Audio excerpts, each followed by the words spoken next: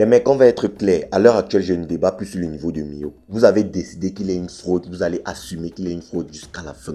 Le train Miyok, il est plein. Il est déjà parti depuis. On ne s'arrête plus. Vous avez décidé qu'il est une fraude. Vous allez l'assumer jusqu'à la fin.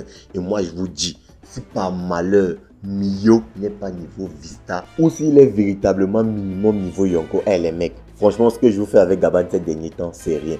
Moi, ce qui me choque réellement, ce qui me retourne, ce sont les commentaires pleins de prétentions de certains. Genre, tu vois un mec là, il vient te dire, ce qui m'énerve, c'est qu'on le compare. Mec, toi qui? Ce qui t'énerve, toi qui? On le compare, on qui? Genre, Oda écrit son manga, dès le chapitre 96, il confronte Shanks à Miyok. Et il fait dire à Shanks que Miyok, si tu es venu pour te battre, je ne suis pas à 100%.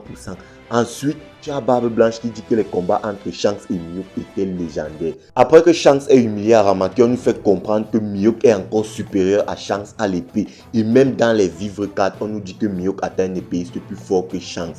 Et toi, tu viens nous dire que ce qui t'énerve, c'est qu'on le compare. C'est Oda que tu appelles Hong, mon gars. Non mais parce que les mecs, il faut se rendre compte d'un truc. Luffy, en arrivant sur Marineford, il connaît globalement le niveau de tout un chacun, étant donné que les amiraux, il les a déjà affrontés un peu plus tôt. Il a affronté Aokiji avant d'arriver sur Water 7 et il a affronté Kizaru sur l'archipel des Sabonji.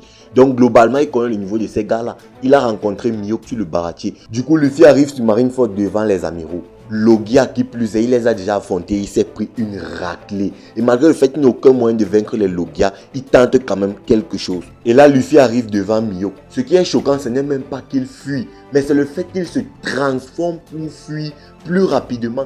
Et pire encore, Luffy c'est une tête brûlée, on le sait. Luffy, peu importe l'adversaire, il va d'abord l'affronter.